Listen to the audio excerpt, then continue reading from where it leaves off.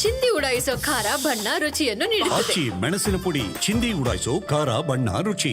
ಇನ್ನು ಕುಂದಾನಗರಿ ಬೆಳಗಾವಿಯಲ್ಲೂ ಕೂಡ ಮಳೆ ಅಬ್ಬರಕ್ಕೆ ರಸ್ತೆಗಳು ನದಿಯಂತಾಗಿದ್ದಾವೆ. ನಿಪಾಣಿಯ ಹಲವೆಡೆ ಮಳೆರಾಯನ ಅಬ್ಬರ. ರಾಷ್ಟ್ರೀಯ ಹೆದ್ದಾರಿಯಲ್ಲಿ ಜಲಪಾತದಂತೆ ಮಳೆ ನೀರು ಹರಿತಾ ಇದೆ. ಬೆಳಗಾವಿಯ ಈಗ ಕೆಲವು ಭಾಗಗಳಲ್ಲಿ ನೋಡೋದಾದರೆ ನಾವು ನಿರಂತರವಾಗಿ ಮಳೆ ಸುರಿತಾ ಇರೋದ್ರಿಂದಾಗಿ ಅಲ್ಲೂ ಸಾಕಷ್ಟು ಹಾನಿಗಳಾಗಿದೆ. ನದಿಯ ಆ ಮಳೆಯ ಅಬ್ಬರಕ್ಕೆ ರಸ್ತೆಗಳು ನದಿಯಂತಾಗಿದ್ದಾವೆ, ಬೋರ್ ಗರಿತಾ ಇದ್ದಾವೆ. ಕೆಲವು ನದಿಗಳು ಈ 4-5 ದಿನಗಳ ಮಳೆ ಹೊಡಿತು ಅಂತ ಹೇಳಿದ್ರೆ ಸಹಜವಾಗಿ ಅಲ್ಲಿ ನದಿಗಳು ಕೂಡ ಬೋರ್ ಗರಿತವೆ. ಇನ್ನು ರಾಷ್ಟ್ರೀಯ ಹೆದ್ದಾರಿ ಅನ್ನೋದು ಜಲಪಾತ ಆಗಿಬಿಟ್ಟಿತ್ತು. ತೌದಿ ಘಾಟ್ನ ರಾಷ್ಟ್ರೀಯ ಹೆದ್ದಾರಿ 4ರಲ್ಲಿ ಜಲಪಾತದಂತೆ ನೀರು ಹರಿದಿದೆ. ಬೆಳಗಾವಿ ಜಿಲ್ಲೆಯ ನಿಪ್ಪಾಣಿ ತಾಲೂಕಿನ ತೌದಿ ಘಾಟ್ ಫ್ಲೈಓವರ್ ಮೇಲಿಂದ ಜಲಪಾತದಂತೆ ಧುಮ್ಮಿಕ್ಕಿದೆ ನೀರು. ನೋಡಿ, ಜಲಪಾತ ಇದು, ಫಾಲ್ಸು. ನಾವೆಲ್ಲಿ ಹೋಗೋದು ಬೇಡ ಟ್ರಿಪ್ಗೆ. ಗೋಕಾಕ್ ಫಾಲ್ಸು ಜೊತೆಗೆ ಜೋಗ್ ಫಾಲ್ಸು ಇಲ್ಲೇ ಲೋಕಲೇ ಸಿಕ್ಬಿಡ್ತಾವೆ ನಮಗೆ. ಅಲ್ಲೆಲ್ಲೇ ಇವರು ನೋಡಿ, ಫ್ಲೈಓವರ್ ಮೇಲಿಂದ ಅಲ್ಲಿ ನೀರು ಹೇಗೆ ಹರಿತಾ ಇದೆ ಅಂತೇಳಿ. ರಾಷ್ಟ್ರೀಯ ಹೆದ್ದಾರಿ 4 ಭಾರೀ ಪ್ರಮಾಣದ ನೀರು ಹರಿತಾ ಇದೆ. ಅಲ್ಲಿದ್ದಂಥವ್ರು ಎಲ್ಲರೂ ಜನ ಶಾಕ್ ಆಗಿದ್ರು, ಇದೇನಪ್ಪ ಜಲಪಾತ ಸೃಷ್ಟಿಯಾಗಿಬಿಡ್ತು ಅಂತೇಳಿ. ಬೆಳಗಾವಿಯಲ್ಲಿ ಮಳೆ ಹಾನಿ ಹೇಗಿದೆ, ಇದ್ರ ಬಗ್ಗೆ ಮತ್ತಷ್ಟು ಮಾಹಿತಿ ನಮ್ಮ ಪ್ರತಿನಿಧಿ ಶ್ರೀಧರ್ ನೀಡ್ತಾರೆ ನೇರ ಸಂಪರ್ಕದಲ್ಲಿ. ಶ್ರೀಧರ್, ಗಮನಿಸ್ತಾ ಇದ್ದೀವಿ ಬೆಳಗಾವಿಯಲ್ಲಿ ಕೃತಕ ಜಲಪಾತಗಳೇ ನಿರ್ಮಾಣ ಆಗಿದ್ದಾವೆ. ರಸ್ತೆ ಅನ್ನೋದು ನದಿಗಳಾಗಿದ್ದಾವೆ. ಯಾವ್ಯಾವ ರೀತಿ ಅವಾಂತರಗಳು ಸೃಷ್ಟಿಯಾಗಿದೆ? ಓವರಾಲ್ ಬೆಳಗಾವಿಗೆ ಈ ಮಳೆ ಏನೆಲ್ಲ ಗಂಡಾಂತರವನ್ನು ತರ್ತಾ ಇದೆ?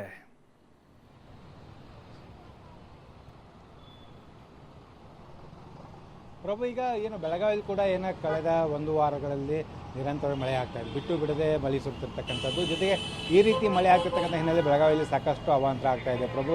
ಈಗ ಏನು ಪ್ರಮುಖವಾಗಿ ನಿನ್ನೆ ರಾತ್ರಿ ಸುರಿದಂಥ ಧಾರಾಕಾರ ಮಳೆಯಿಂದ ಏನಿದೆ ಆಗಿರ್ಬೋದು, ಜೊತೆಗೆ ಇವತ್ತು ಬೆಳಗ್ಗೆ ಸುರಿದಂಥ ಧಾರಾಕಾರ ಮಳೆ ಆಗಿರ್ಬೋದು, ಇದರಿಂದ ಜನಜೀವನ ಅಸ್ವಸ್ಥಗೊಂಡಿರ್ತಕ್ಕಂಥದ್ದು. ಪ್ರಮುಖವಾಗಿ ಬೆಳಗಾವಿ ಜಿಲ್ಲೆಯ ನಿಪ್ಪಾಣಿ ತಾಲೂಕಿನ ತೌದಿ ಘಾಟ್ ಅಂತ ಹೇಳಲಾಗುತ್ತೆ. ಅಂದರೆ ಪುಣೆ ಮತ್ತು ಬೆಂಗಳೂರು ರಾಷ್ಟ್ರೀಯ ಹೆದ್ದಾರಿ ಇದು. ಈ ಒಂದು ರಾಷ್ಟ್ರೀಯ ಹೆದ್ದಾರಿಯ ಮೇಲೆ ಯಾವ ರೀತಿ ನೀರು ಫ್ಲೈಓವರಿಂದ ಕೆಳಗೆ ಧುಮ್ಮುಕ್ತಿರ್ತಕ್ಕಂಥದ್ದು. ಜೊತೆಗೆ ಸಂಪೂರ್ಣವಾಗಿ ಒಂದು ರಭಸವಾಗಿ ಮಳೆ ಆಗ್ತಿರ್ತಕ್ಕಂಥ ಹಿನ್ನೆಲೆಯಲ್ಲಿ ಸುಮಾರು 1 ಗಂಟೆಯ ಕಾಲ ಏನು ವಾಹನ ಸವಾರರು ಪರದಾಡುವಂಥ ಸ್ಥಿತಿ ನಿರ್ಮಾಣವಾಯಿತು. ಯಾವಾಗ ಮಳೆ ಬಿಡುವು ಕೊಡ್ತು ಆಗ ಒಂದಿಷ್ಟು ಏನು ವಾಹನ ಸವಾರರು ನಿಟ್ಟುಸಿರು ಬಿಟ್ಟರು ಅಂತ ಹೇಳ್ಬೋದು. ಪ್ರಭು, ಇದೇ ರೀತಿ ಏನಾದರೂ 2-3 ಗಂಟೆ ಏನು ಧಾರಾಕಾರ ಮಳೆ ಸುರಿದಿದ್ರೆ ಖಂಡಿತವಾಗಿಯೂ ಒಂದು ರಾಷ್ಟ್ರೀಯ ಹೆದ್ದಾರಿ ಬಂದ್ ಆಗುವಂಥ ಸನ್ನಿವೇಶ ಕೂಡ ಸೃಷ್ಟಿಯಾಗಿತ್ತು. ಯಾಕಂದರೆ ಇದು ತವನಿ ಘಾಟ್ ಏನಿದ್ದು ಏನು ತಗ್ಗು ಪ್ರದೇಶ ಇರ್ತಕ್ಕಂಥ ಹಿನ್ನೆಲೆಯಲ್ಲಿ ಸಾಕಷ್ಟು ಮಳೆ ಆಗೋದ್ರಿಂದ ಅಕ್ಕಪಕ್ಕದಲ್ಲಿರ್ತಕ್ಕಂಥ ಗುಡ್ಡದ ನೀರಿನಿಂದ ಹರಿದು ಆ ಒಂದು ರಾಷ್ಟ್ರೀಯ ಹೆದ್ದಾರಿ ಮೇಲೆ ಬರುತ್ತೆ.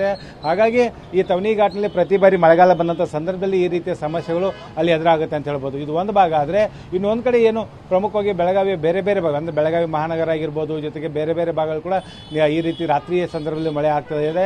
ಜೊತೆಗೆ ಹವಾಮಾನ ಇಲಾಖೆಯಿಂದ ಕೂಡ ಮುಂದಿನ ಇನ್ನೂ ಕೆಲವು ದಿನಗಳ ಕಾಲ ಮಳೆ ಆಗುತ್ತೆ ಅನ್ನೋಂಥ ಮುನ್ಸೂಚನೆ ಕೊಟ್ಟಿರ್ತಕ್ಕಂಥ ಹಿನ್ನೆಲೆಯಲ್ಲಿ ಒಂದಿಷ್ಟು ಜಿಲ್ಲಾಡಳಿತ ಕೂಡ ಅಲರ್ಟ್ ಆಗಿರ್ತಕ್ಕಂಥ. ಯಾಕಂದರೆ ಕಳೆದ 3-4 ದಿನಗಳ ಹಿಂದೆ ಸುರಿದಂಥ ಧಾರಾಕಾರ ಮಳೆಯಿಂದ ಗೋಕಾಕ್ನಲ್ಲಿ ಕೂಡ ಇದೇ ರೀತಿ ಮನೆಗಳಿಗೆ ನೀರು ನುಗ್ಗಿದ್ದು, ಜೊತೆಗೆ ಓರ್ವ ವ್ಯಕ್ತಿ ಏನದಾನೆ ಚರಂಡಿಯಲ್ಲಿ ನುಗ್ಗಿ ಆತ ಏನು ಕೊಚ್ಕೊಂಡು ಹೋಗಿ ಒಂದು ಮೃತಪಟ್ಟಿರ್ತಕ್ಕಂಥ ಘಟನೆ ಕೂಡ ಆಗಿರ್ತಕ್ಕಂಥದ್ದು. ಹಾಗಾಗಿ ಏನು ಈಗಾಗಲೇ ಆಯಾ ಸ್ಥಳೀಯ ತಾಲೂಕು ಆಡಳಿತಗಳು ಕೂಡ ಎಚ್ಚೆತ್ತುಕೊಂಡಿದ್ದಾವೆ. ಮಳೆ ಆಗುವಂಥ ಸಂದರ್ಭದಲ್ಲಿ ಯಾವ ರೀತಿ ಸಮಸ್ಯೆಗಳು ಎದುರಾಗುತ್ತೆ. ಜೊತೆಗೆ ವಿಶೇಷವಾಗಿ ಈ ಒಂದು ಗ್ರಾಮೀಣ ಪ್ರದೇಶಗಳಲ್ಲಿ ಮಣ್ಣಿನ ಮನೆಗಳಲ್ಲಿ ಏನಿದಾರೋ ಆ ಮಣ್ಣಿನ ಗೋಡೆಗಳು ಕುಸಿಯುತ್ತೆ. ಯಾಕಂದರೆ ಈ ರೀತಿ ಮಳೆ ಆಗೋದ್ರಿಂದ ಮಣ್ಣಿನ ಗೋಡೆಗಳು ಸಂಪೂರ್ಣವಾಗಿ ಒಂದು ತಂಪಾಗುತ್ತೆ. ಜೊತೆಗೆ ನೆನೆಯೋದ್ರಿಂದ ಆ ಮನೆ ಗೋಡೆಗಳು ಯಾವುದೇ ಸಂದರ್ಭ ಅಂದರೆ ಬಿರುಗಾಳಿ ಮೀಸಿದ ಮಳೆ ಆದಂಥ ಸಂದರ್ಭದಲ್ಲಿ ಕುಸಿದು ಬೀಳುವಂಥ ಸಾಧ್ಯತೆ ಇರುತ್ತೆ. ಆ ರೀತಿ ಅವುಗಳನ್ನು ತಪ್ಪಿಸುವಂಥ ನಿಟ್ಟಿನಲ್ಲಿ ಕೂಡ ಈಗ ಏನು ಜಿಲ್ಲಾಡಳಿತ ಒಂದಿಷ್ಟು ಕ್ರಮಗಳನ್ನು ತೆಗೆದುಕೊಳ್ಬೇಕಾಗುತ್ತೆ. ಜೊತೆಗೆ ಏನು ಸ್ಥಳೀಯ ಗ್ರಾಮೀಣ ಪ್ರದೇಶ ಜನರು ಕೂಡ ಈ ರೀತಿಯ ಮಳೆ ಆಗುವಂಥ ಸಂದರ್ಭದಲ್ಲಿ ಅಂದರೆ ಬಿರುಗಾಳಿ ಮಿಶ್ರಿತ ಮಳೆ ಆಗುವಂಥ ಸಂದರ್ಭದಲ್ಲಿ ಅವರು ಕೂಡ ತಮ್ಮ ಮನೆಯ ಯಾವ ರೀತಿ ಪರಿಸ್ಥಿತಿ ಇದನ್ನು ನೋಡಿಕೊಂಡು ಅವರು ಸುರಕ್ಷಿತ ಸ್ಥಳಕ್ಕೆ ಹೋಗೋದು ಕೂಡ ಸೂಕ್ತ ಅನ್ನುವಂಥದ್ದು ಕೂಡ ಈಗ ಹೇಳ್ಬೋದು ಪ್ರಭು. ಥ್ಯಾಂಕ್ ಯು ಶ್ರೀಧರ್ ತಮ್ಮೆಲ್ಲ ಮಾಹಿತಿಗಾಗಿ. ಬೆಳಗಾವಿಯಲ್ಲಿ ಭಾರಿ ಮಳೆ ಆಗ್ತಿದೆ. ರಾಷ್ಟ್ರೀಯ ಹೆದ್ದಾರಿ ನೋಡಿ 4ರಲ್ಲಿ ಕೃತಕ ಜಲಪಾತ ನಿರ್ಮಾಣ ಆಗಿಬಿಡ್ತದೆ. ಅಲ್ಲಿ ಬೆಟ್ಟಗುಡ್ಡಗಳು ಆವೃತವಾದಂಥ ಪ್ರದೇಶ, ಆ ಕಡೆ ಈ ಕಡೆ ಮಹಾರಾಷ್ಟ್ರಕ್ಕೆ ಹೊಂದಿಕೊಂಡಿರುವಂಥ ಕೆಲವೊಂದಿಷ್ಟು ಪ್ರದೇಶಗಳಿದಾವಲ್ಲ, ಬೆಟ್ಟದ ಮೇಲಿಂದ ನೀರು ಹರಿದು ಬಂದು ಅದು ರಸ್ತೆಗೆ ಜಮಾವಣೆ ಆಗ್ತಾ ಇದೆ. ಬೇರೆ ಕಡೆ ಹರಿದು ಹೋಗಲಿಕ್ಕೆ ಅಲ್ಲೂ ಕೂಡ ಅವಕಾಶ ಇಲ್ಲ.